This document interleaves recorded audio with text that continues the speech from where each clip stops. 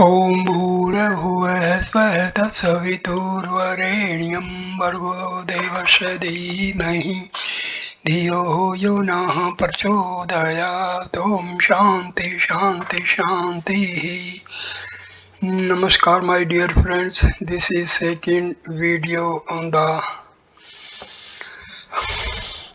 teachings of Ramana Maharshi in his own words. I start with death and rebirth.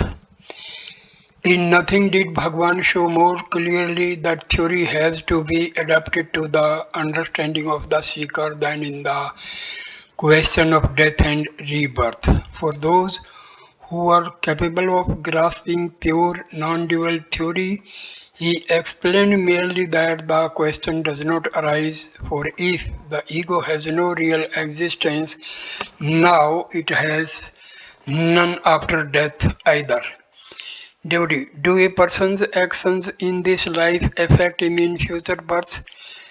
Bhagwan, are you born now? Why do you think of future births? The truth is that there is neither birth nor death. Let him who is born think of death and palliatives for it. Devotee, is the Hindu doctrine of reincarnation right birth? Bhagwan, no definite answer is possible. Even the present incarnation is denied.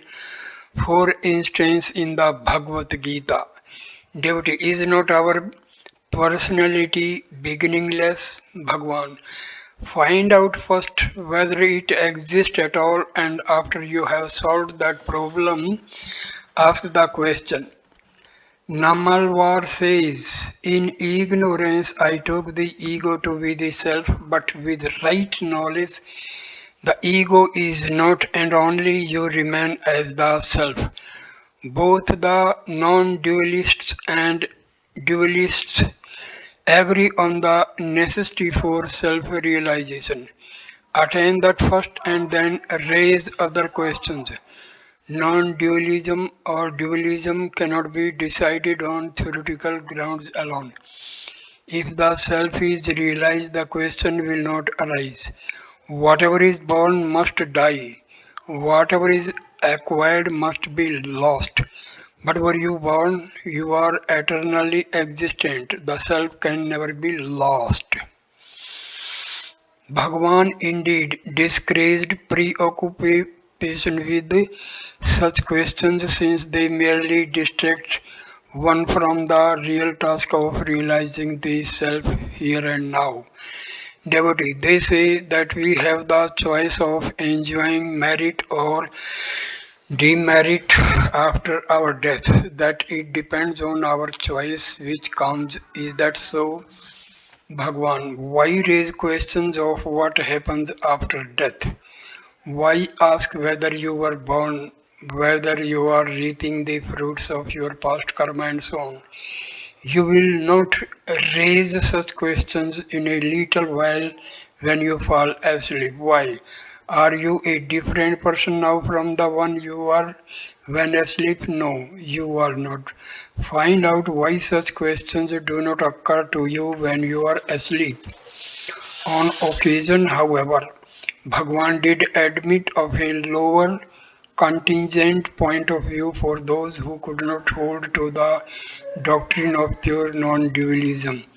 In the Bhagavad Gita, Sri Krishna first says to Arjuna in chapter 2 that no one was born, and then in chapter 4 there have been numerous incarnations, both of you and me. I know them, but you do not. Which of these two statements is true? The teaching varies according to the understanding of the listener. When Arjuna said that he would not fight against his relatives and elders in order to kill them and gain the kingdom, Sri Krishna said, not that these you or I were not before, are not now, nor will be hereafter. None was born, none has died, nor will it be so hereafter. He further developed this theme, saying that he had given instructions to the sun and threw him to Iskvaku, and Arjuna queried how that could be since he had been born only a few years back while they lived ages ago. Then Sri Krishna saw his point of view and said, yes, there have been many incarnations of me and you. I know them all, but you do not. Such statements appear contradictory, but they are true according to the viewpoint of the questioner. Christ also said, before Abraham was, I am. Just as in dreams you wake up after several new experiences, so after death another body is found. Just as rivers lose their individuality when they discharge their waters into the ocean, and yet the waters evaporate and return as rain on the hills, and back again through the rivers to the ocean. So also individuals lose their individuality when they go to sleep but return again according to their previous innate tendencies. Similarly, in death also, being is not lost. Devotee, how can that be? Bhagwan, see how a tree grows again when its branches are cut off. So long as the life source is not destroyed, it will grow. Similarly, latent potentialities withdraw into the heart at death but do not perish. That is how beings are reborn. Nevertheless, from the higher viewpoint, he would say, in truth, there is neither seed nor tree, there is only being. He would occasionally explain in more detail, but still with the reservation that in reality there is only the changeless self. Devotee, how long is the interval between death and rebirth? Bhagwan, it may be long or short, but a realized man undergoes no such change. He merges into the infinite being as is said in the Brihad Brihadaranyaka Upanishad. Some say that those who after death take the path of light are not reborn, whereas those who take the path of darkness are born after they have reaped their karma, self-made destiny in their subtle bodies. If a man's merits and demerits are equal, he is reborn immediately on earth. If the merits outweigh the demerits, his subtle body goes first to heaven, while if the demerits outweigh the merits, it goes first to hell. But in either case, he is later reborn on earth. All this is described in the scriptures, but in fact, there is neither birth nor death. One simply remains what one really is. That only is the truth. Again, he would explain in terms of God's mercy.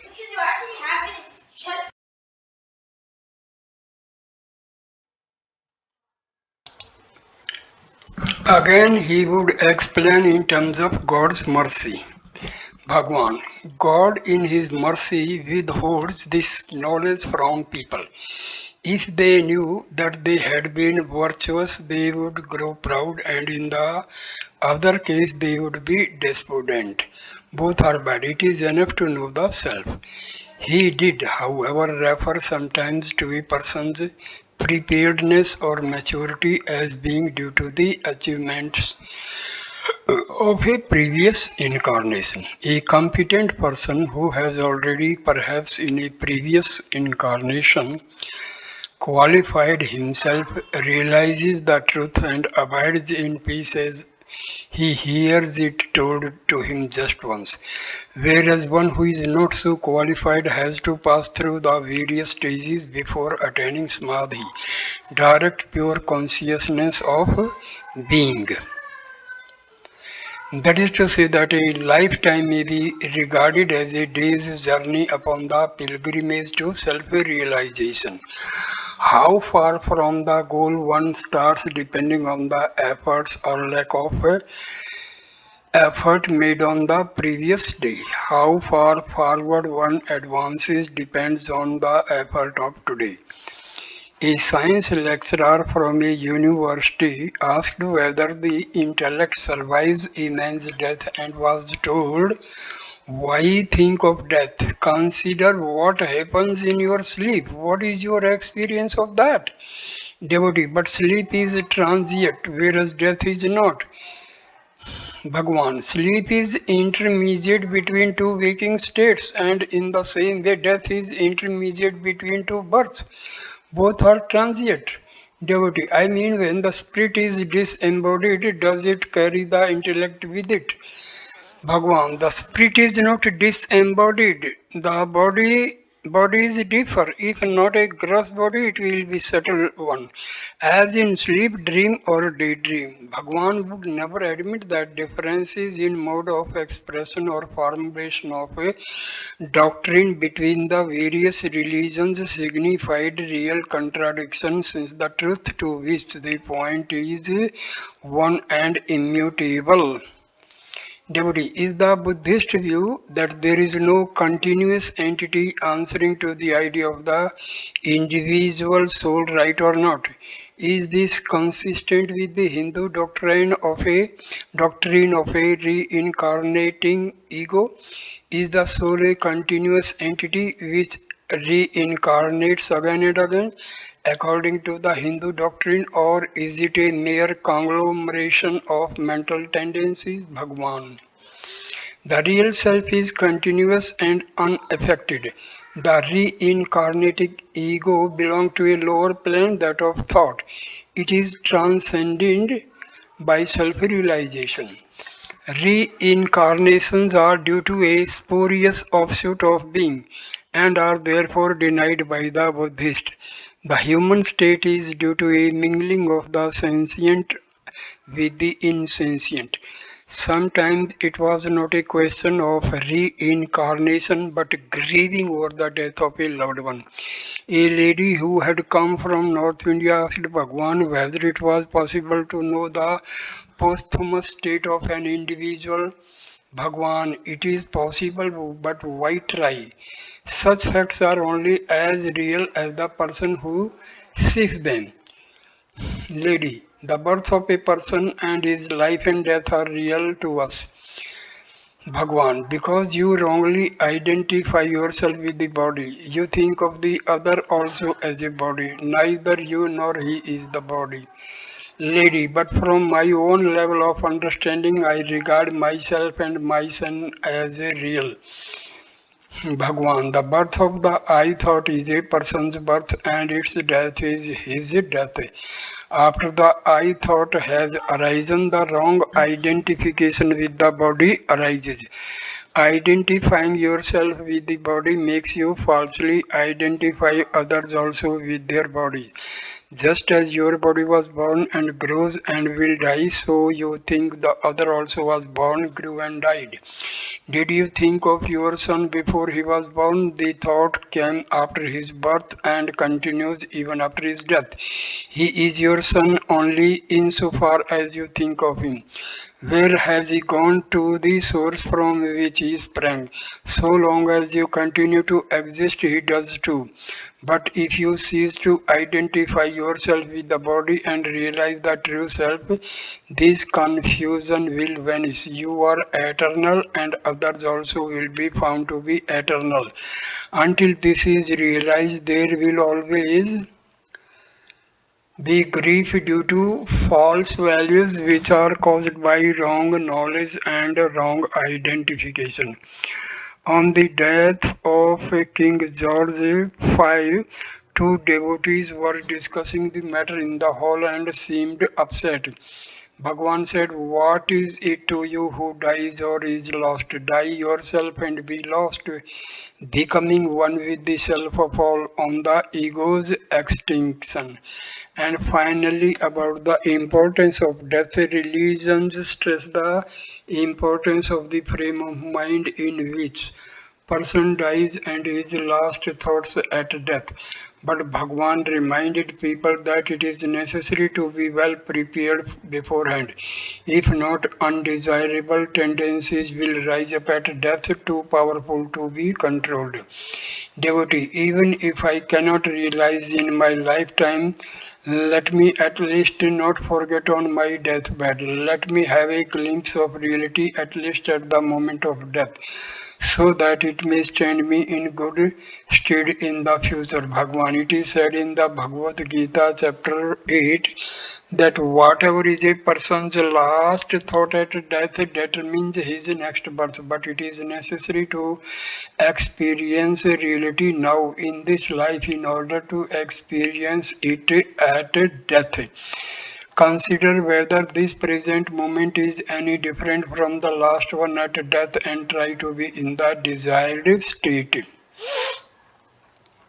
Heart and head. This seems a suitable place to set forth the Maharshi's teaching about heart and head. He taught that the heart, not the head, is the true seat of consciousness, but by this he did not mean the physical organ at the left side of the chest, but the heart at the right, and by consciousness he did not mean thought, but pure awareness or sense of being. He had found this from his own experience to be the center of spiritual awareness, and then found his experience confirmed in some ancient text.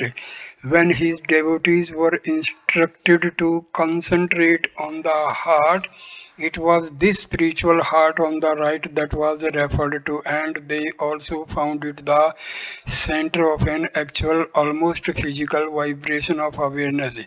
However, he would also speak of the heart as equivalent to the self and remind them that in truth it is not in the body at all but is spaceless. Devotee.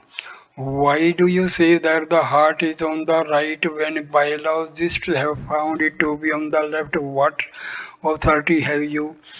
Bhagwan, no one denies that the physical organ is on the left, but the heart of which I speak is on the right.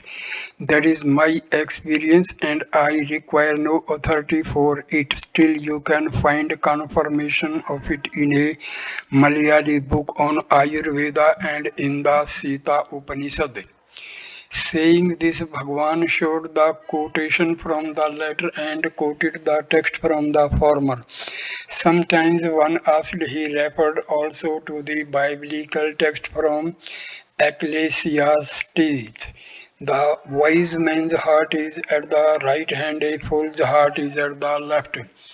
Devotee, why do we have a place such as the heart to concentrate on for meditation? Bhagwan, because you seek true consciousness, where can you find it? Can you attain it outside yourself? You have to find it internally. Therefore, you are directed inward. The heart is the seat of consciousness or consciousness itself.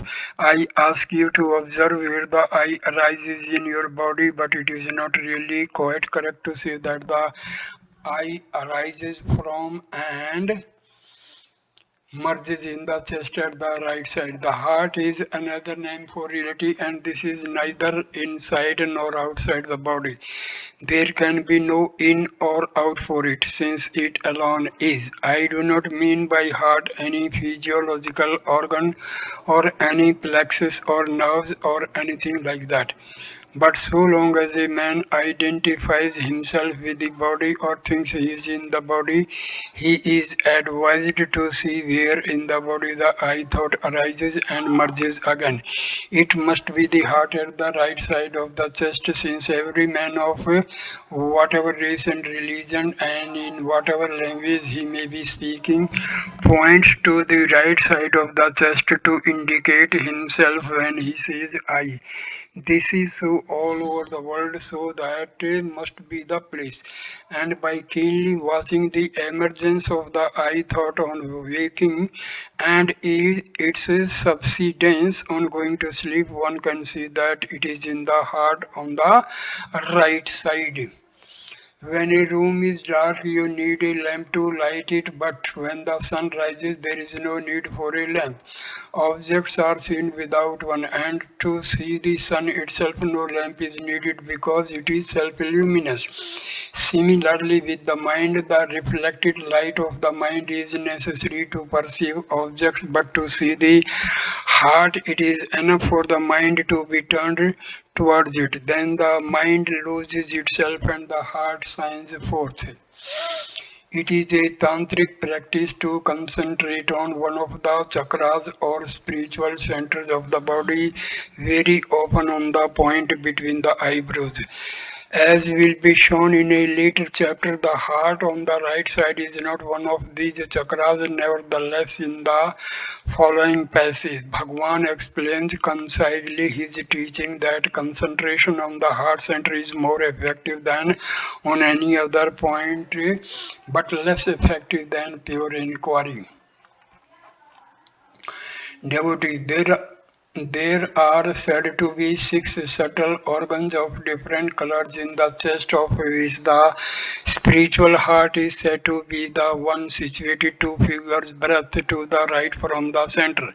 But the heart is also said to be formless. Does that mean that we should imagine it to have a form and meditate on this Bhagwan? No.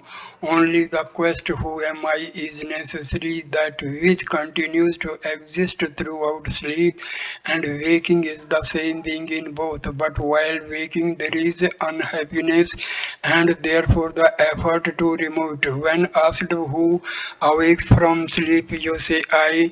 Hold fast to this I. If that is done, the eternal being reveals itself. The most important thing is the investigation of the I and not concentration on the heart center. There is no such thing as the inner and the outer. Both words mean the same or nothing at all. Nevertheless, there is also the practice of concentration on the heart center, which is a form of a spiritual exercise. Only he who concentrates on the heart can remain aware when the mind ceases to be active and remains still with no thoughts, whereas those who concentrate on any other center cannot retain awareness without thought but only infer that the mind was still after it has become active again. In the following passage on an English lady remarks on this awareness without thought and Bhagwan approves. Devotee, thoughts suddenly cease and I rises up equally suddenly and continues. It is only a feeling, not a thought. Can it be right, Bhagwan? Yes, it is quite right. Thoughts have to cease and reason to disappear for the I to rise up and be felt. Feeling is the main thing, not reason.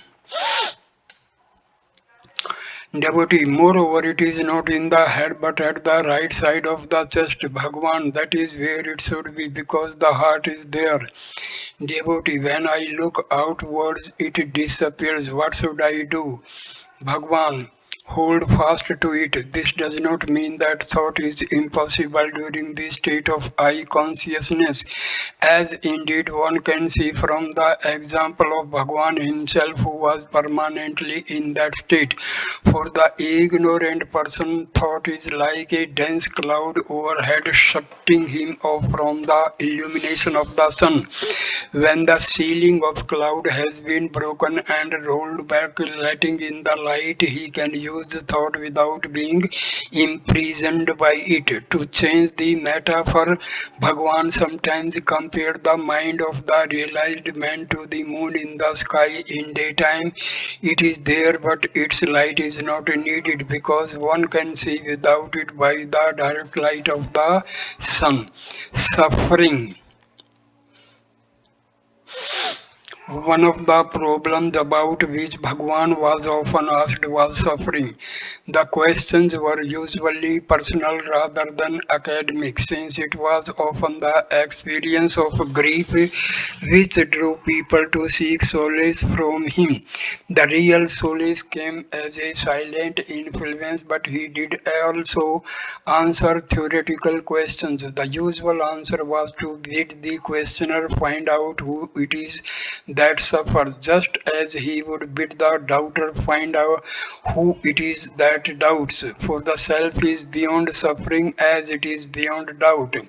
Sometimes, however, on a more contingent level, he would point out that whatever makes a person dissatisfied with his state of ignorance and turns him to the quest of the self is beneficial, and that it is often suffering which is the means of doing this. Bhagwan, the bliss of self is always yours and you will find it if you seek it earnestly. The cause of your misery is not in your outer life, it is in you as your ego. You impose limitations on yourself and then make a vain struggle to transcend them. All unhappiness is due to the ego. With it comes all your trouble. What does it avail you to attribute the cause of misery to the happenings of life when that cause is really within you? What happiness can you get from things extraneous to yourself? When you get it, how long will it last? If you would deny the ego and scorch it by ignoring it, you would be free. If you accept it, it will impose limitations on you and throw you into a vain struggle to transcend them. That was how the thief sought to ruin King Janaka. To be the self that you really are is the only means to realize the bliss that is ever yours. A very devoted and simple devotee had lost his only son, a child of 3. The next day he arrived at the ashram with his family. Referring to them, Bhagwan said, training of mind helps one to bear sorrows and bereavements with courage. But the loss of one's children is said to be the worst of all griefs. Grief only exists as long as one considers oneself to have a definite form. If the form is transcended, one knows the oneself to be eternal. There is neither death nor birth. What is born is only the body, and this is the creation of the ego. But the ego is not ordinarily perceived without the body, and so is identified with it. It is thought that matters. Let the sensible man consider whether he knew his body while in deep sleep. Why then does he feel it in the waking state? Although the body was not felt in sleep, did not the self exist? What was his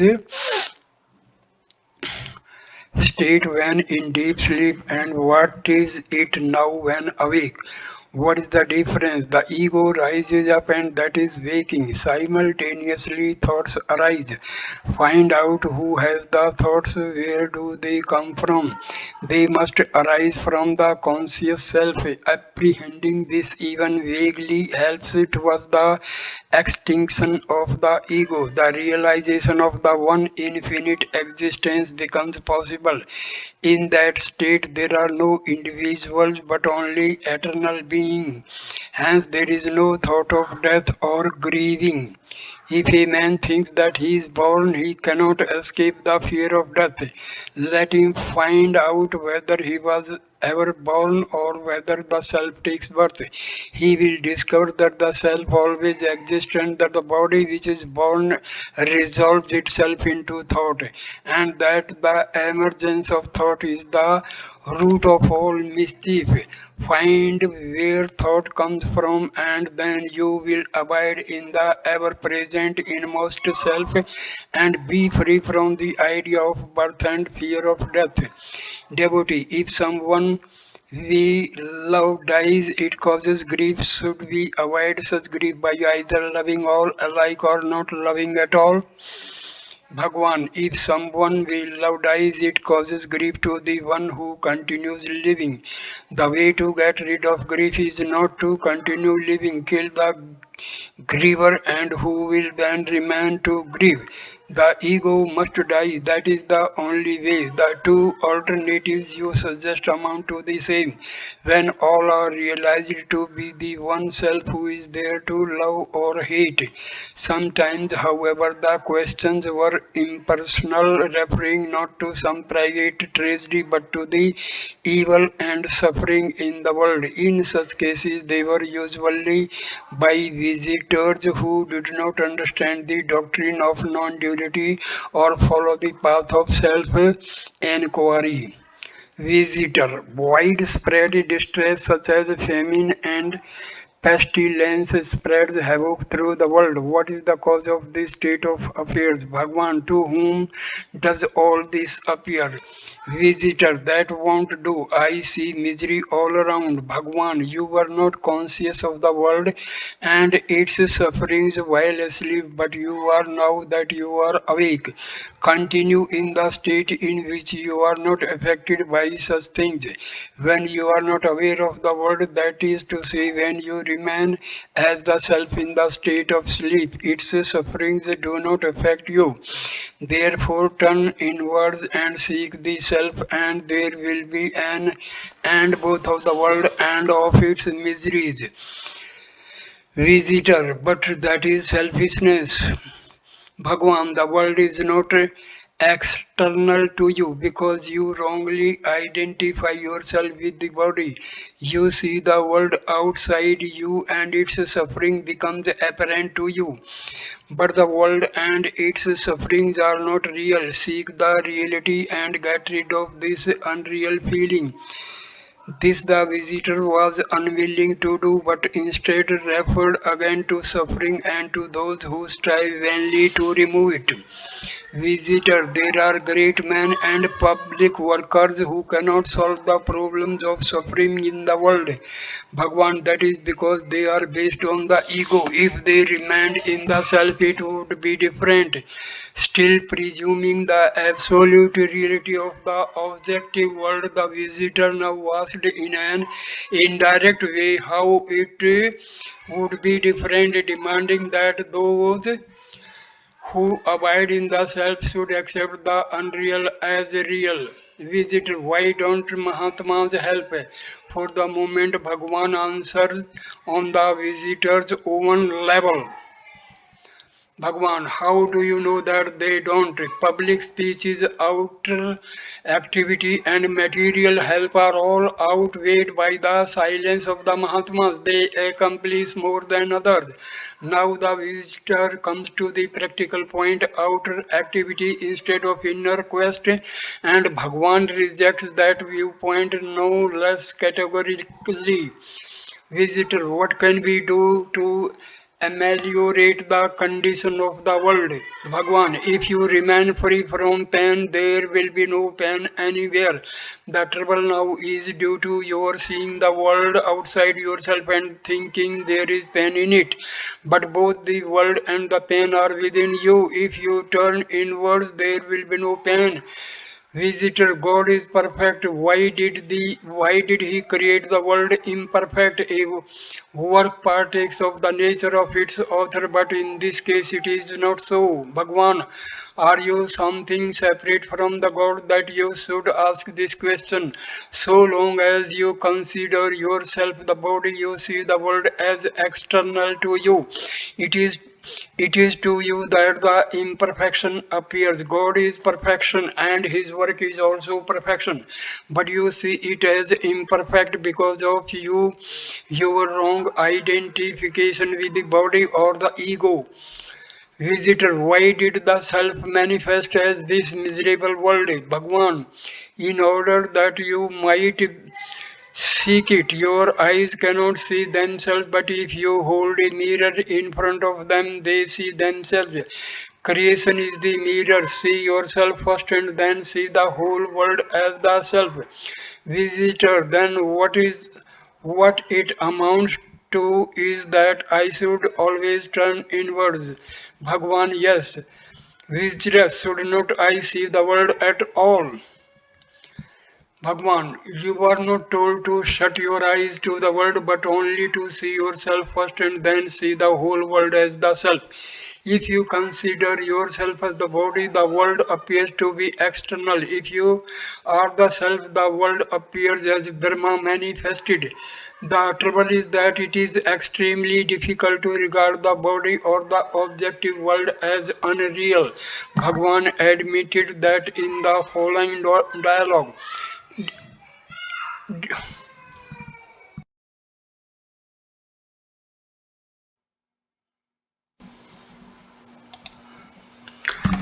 Devotee, I have a toothache.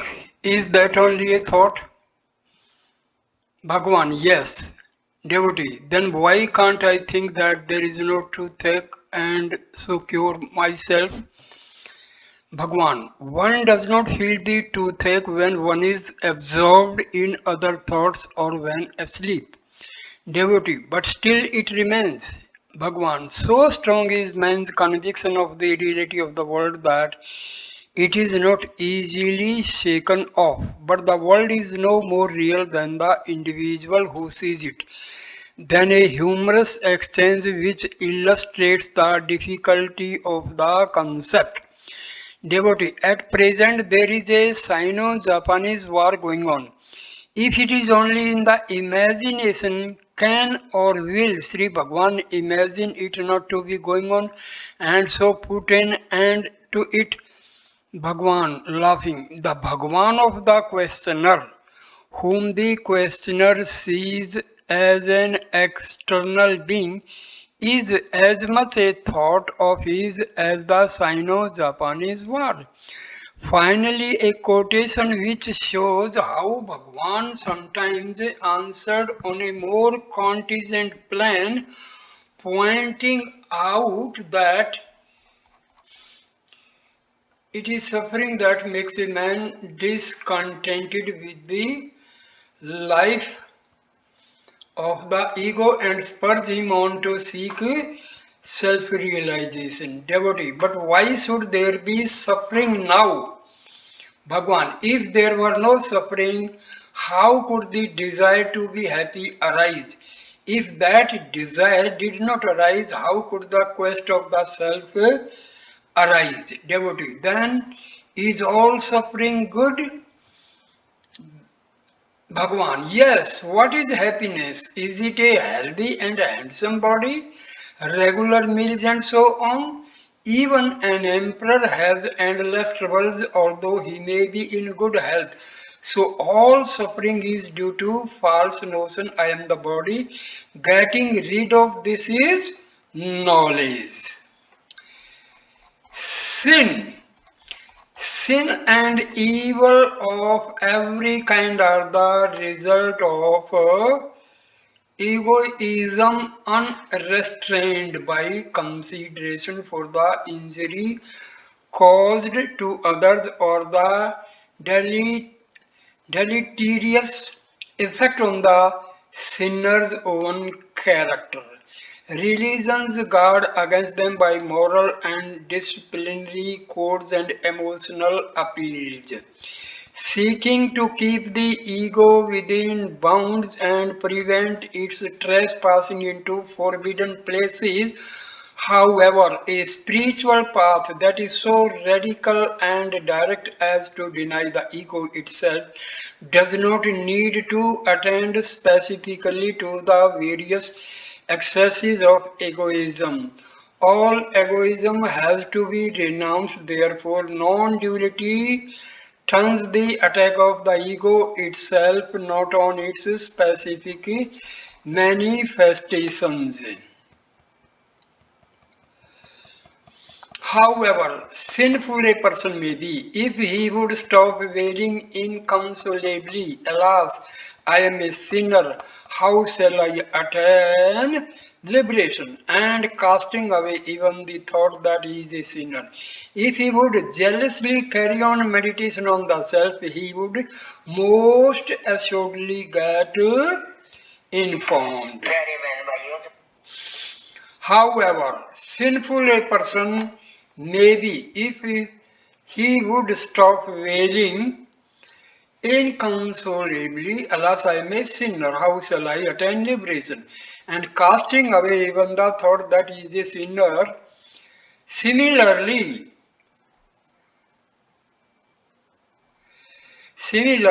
a discipline which aims at transcending thought completely in a realization of the super-rational self does not need to inveigh specifically against evil thoughts. All thoughts are distractions. An European lady asked whether good thoughts were not helpful in seeking realization. At any rate, in the early stages, like the lower rungs of the ladder, and was told, yes, insofar as they keep off bad thoughts, but they themselves must disappear before the state of realization. Because the quality of purity, sattva, is the real nature of the mind. Clearness, like that of the unclouded sky, is the characteristic of the mind expanse. Being stirred up by the quality of activity, rajas, the mind becomes restless and influenced by darkness, tamas, manifest as the physical world. The mind thus becoming restless on the one hand and appearing as solid matter on the other, the real is not discerned. Just as fine silk threads cannot be woven with the use of a heavy iron shuttle, or the delicate shades of a work of art be distinguished in the light of a lamp flickering in the wind, so is the realization of truth impossible with the mind rendered gross by darkness, tamas, and restless by activity, rajas. Because truth is exceedingly subtle and serene, mind will be cleared of its impurities only by a desireless performance of duties during several births, getting a worthy master, learning from him, and incessantly practicing meditation on the Supreme. The transformation of the mind into the world of inert matter due to the quality of darkness, tamas, and its restlessness due to the quality of activity, rajas, will cease. Then the mind regains its subtlety and composure. The bliss of the self can manifest only in a mind rendered subtle and steady by assiduous meditation. He who experiences that bliss is liberated even while still alive.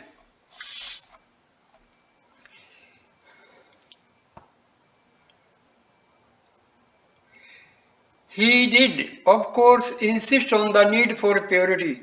Sometimes a visitor would complain that he was too weak to resist his lower tendencies and would simply be told to try harder. According to his temperament, he might be told to find who it is that has the lower tendencies or to trust in God. Devotee, I am a sinner and do not perform any religious duties. Shall I await painful rebirth because of that? Bhagwan, why do you say you are a sinner? Faith in God is enough to save you from rebirth. Cast all your burden on Him. In the Trivachakam it is said, though I am worse than a dog, you have graciously undertaken to protect me. The delusion of death and birth is maintained by you. Is it for me to sit and judge?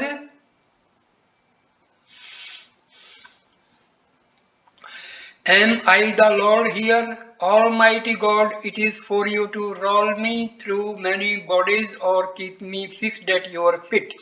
Therefore, have faith, and that will save you. Devotee, there is more pleasure in meditation than in sensual enjoyment, and yet the mind seeks the latter and not the former. Why is that? Bhagwan, pleasure and pain are only aspects of the mind. Our essential nature is happiness, but we have forgotten the self and imagine that the body or the mind is the self. It is this wrong identification that gives rise to misery. What is to be done? This tendency is very deep rooted and has continued for many past births and so has grown strong. It will have to go before the essential nature, which is happiness, can be realized. And above all, not to create new vasanas or latent tendencies. Devotee, Swami, how can the grip of the ego be loosened? Bhagwan, by not adding new vasanas, bad habits to it. If the objective reality of the world be an illusion, then the evil in it is also an illusion, and the remedy is to turn inwards to the reality of the self. An American visitor, the secretary of Swami Yogananda, asked why there are good and evil in the world and was told they are relative terms. There must be a subject to know the good and evil. That subject is the ego. It ends in the self, or you can say that the source of the ego is God. This definition is probably more definite and understandable for you. God.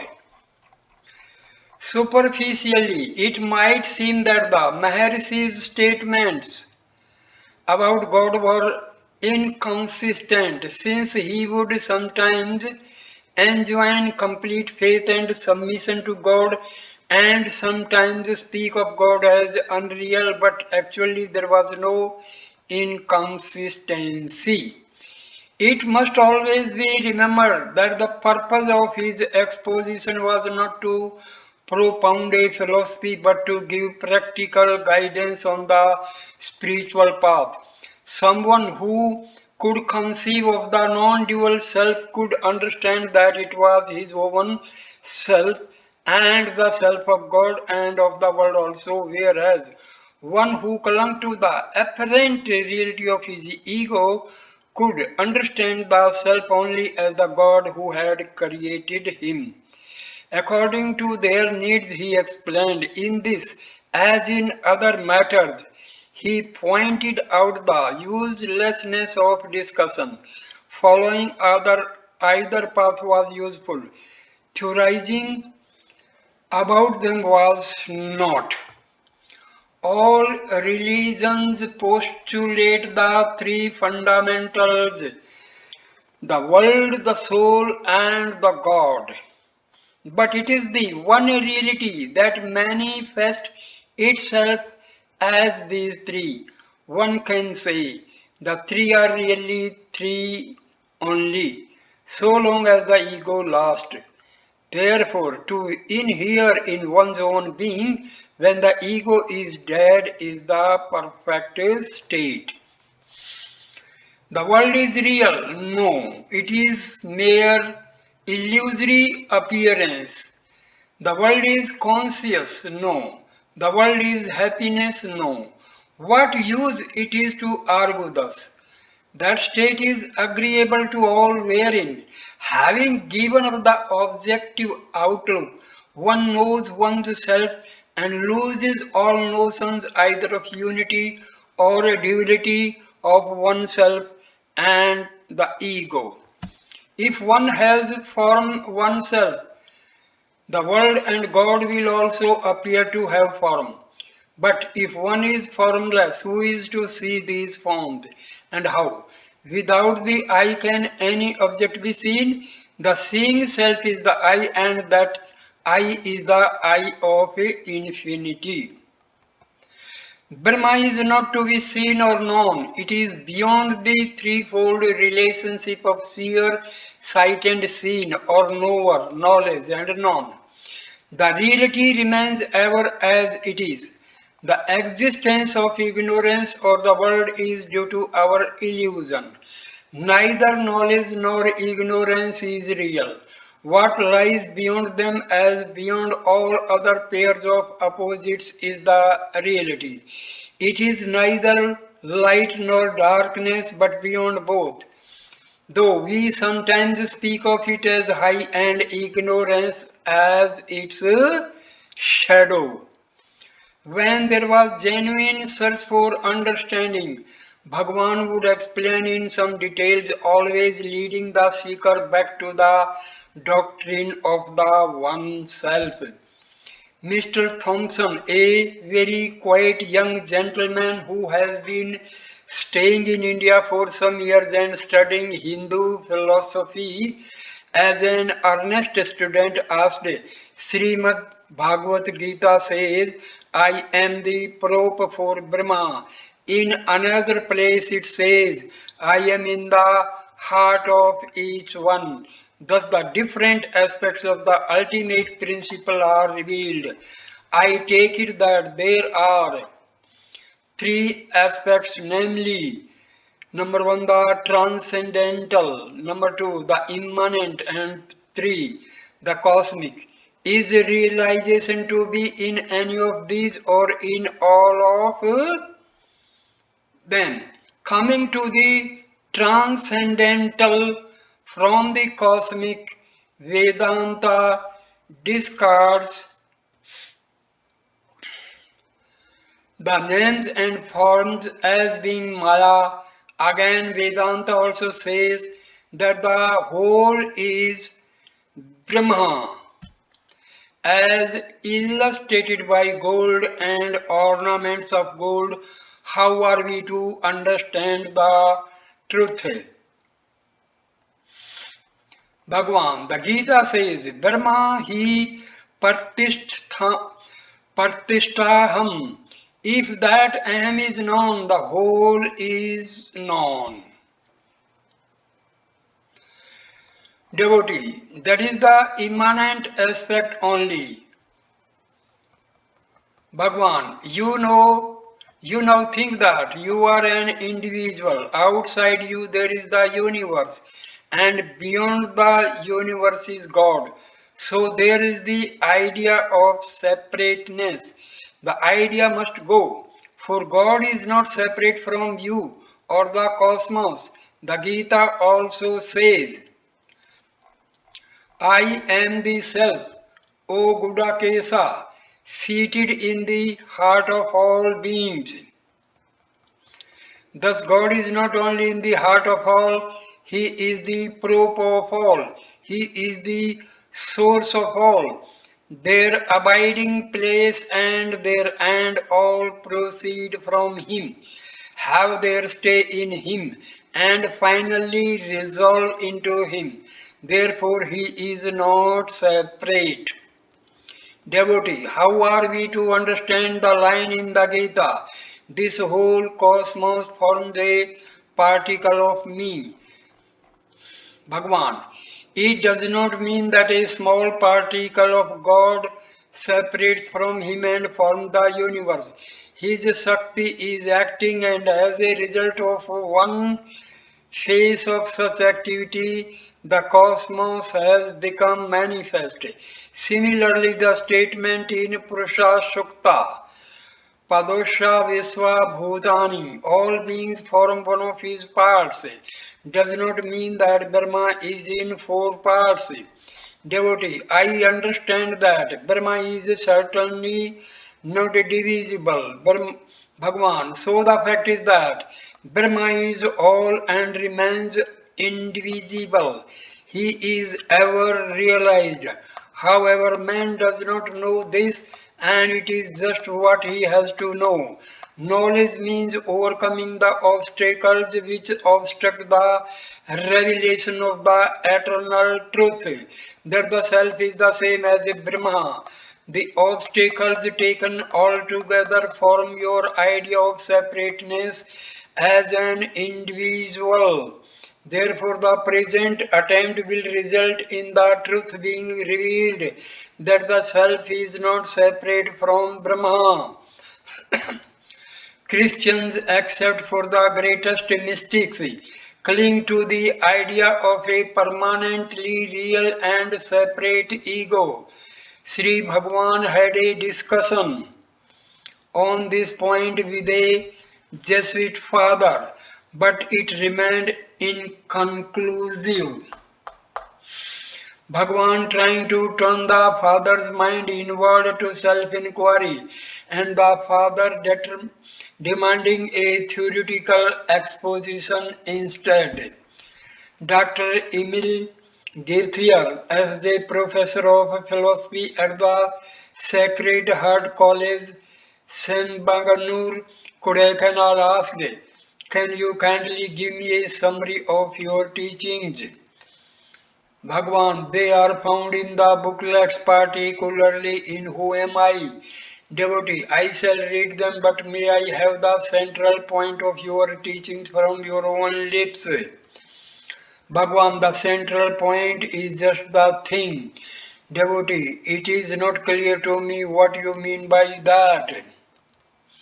Dev- Bhagwan, that you should find the central. Devotee, I come from God. Is not God distinct from me? Bhagwan, who asks this question? God does not. You do. So find who you are and then you may find out whether God is distinct from you. Devotee, but God is perfect and I am imperfect. How can I ever know Him fully? Bhagwan, God does not say so. It is you who ask the question. After finding out who you are, you may know what God is. Devotee, but you have found yourself. Please let us know if God is distinct from you. Bhagwan, it is a matter of experience. Each one must experience it for himself. Devotee, oh, I see. God is infinite and I am finite.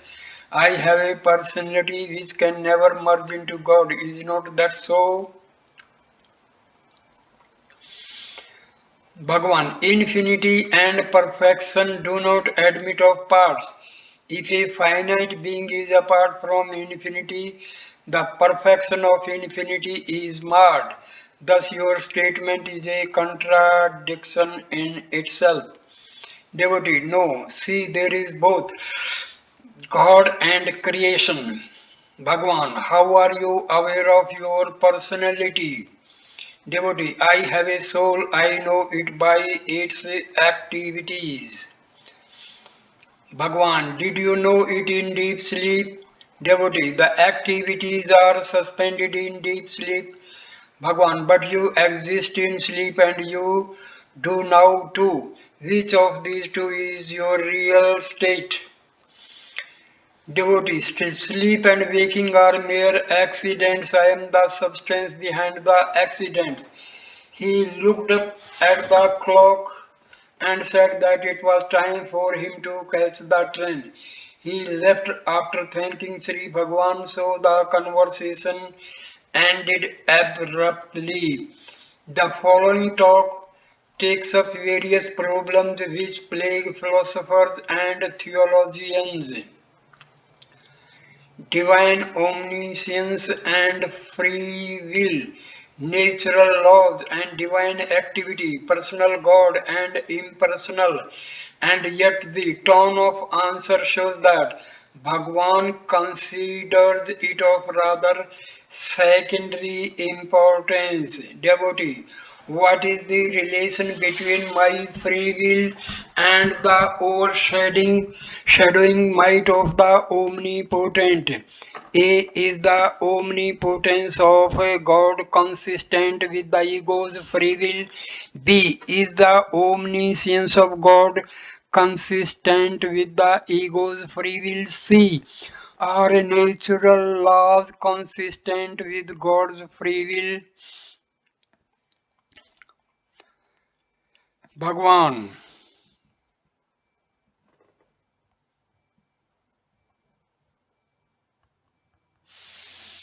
Yes, free will is the present appearing to a limited faculty of sight and will. That same ego sees its past activities as falling into a course of law or rules, its own free will being one of the links in the course of law. The omnipotence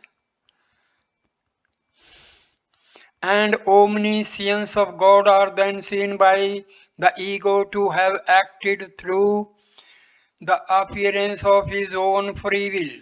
So he comes to the conclusion that the ego must go by appearances. Natural laws are manifestations of God's will and they have been laid down. The following dialogue is characteristics as showing refusal to discuss theory and insistence on the need for practice. Devotee, is God personal? Bhagwan, yes, he is always the first person, the I, ever standing before you. Because you give precedence to worldly things, God appears to have receded to the background. If you give up all else and seek Him alone, He will remain as the I, the Self.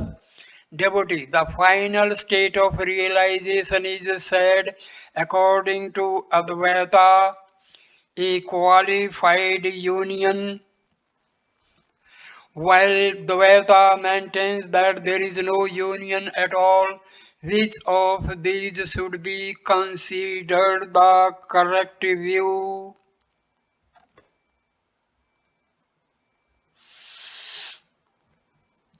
Bhagwan.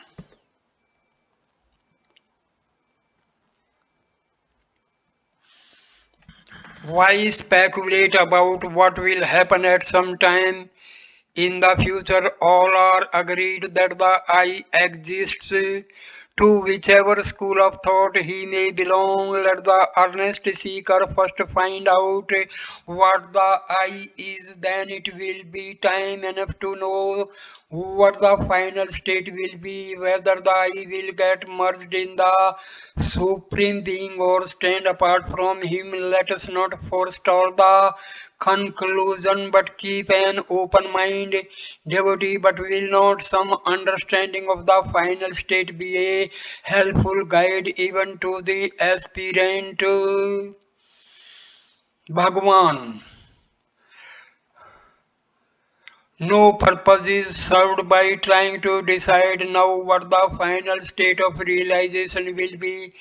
It has no intrinsic value. Why, devotee, why not?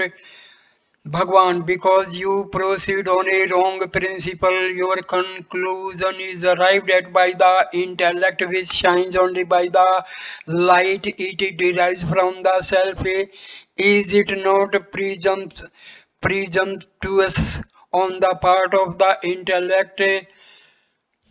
Is it not presumptuous on the part of the intellect to sit in judgment over that from which it derives its little light? How can the intellect, which can never reach the self, be competent to ascertain and much less decide the nature of the final state of realization? Is it like trying to measure the sunlight at its source by the standard of the light given by a candle? The wax will melt down before the candle comes anywhere near the sun. Instead of indulging in mere speculation, devote yourself here and now to the search for the truth that is ever within you. Sometimes questions were also asked about the multiple gods of Hinduism. In this connection, it should be explained that Hindus, like Christians or Muslims, worship the one God. Some of the questions about God recorded above were put by Hindus. However, they also worship God manifested in various forms. One possibility or name or form or viewpoint, not negating another. Devotee, why are so many gods mentioned? Bhagwan, the body is only one, but how many functions are performed by it? The source of all these functions is one. It is the same with the gods. It would sometimes be asked whether the various gods and their heavens were real, but such a question starts from the presumption of the reality of this physical world and the questioner's body, a presumption which Bhagwan would not admit. Instead, he would turn this question, like others, to the quest for reality. Devotee, are the gods Ishvara and Vishnu and their heavens Kailas and Vaikuntha real? Bhagavan, as real as you are in this body, devotee, I mean, have they got a phenomenal existence like my body, or are they pure fictions like the horns of a hare? Bhagavan, they do exist, devotee. If so, they must be somewhere. Where are they? Bhagwan, in you, devotee, then they are only my idea, something which I create and control.